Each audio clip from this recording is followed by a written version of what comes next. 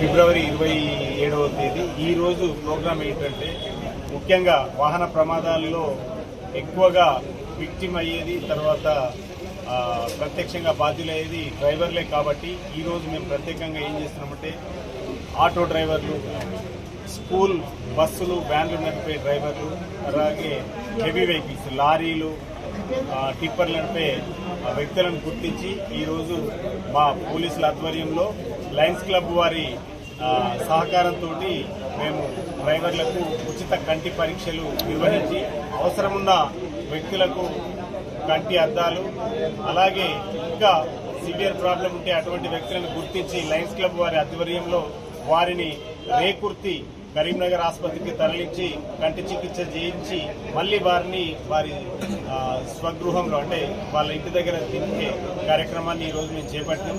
ఈ యొక్క మా రామగుండం సిపి గౌరవ అంబర్ కిషోర్ జా ఐపీఎస్ గారి ఆధ్వర్యంలో మేము ఈ ప్రోగ్రాం చేస్తున్నాము.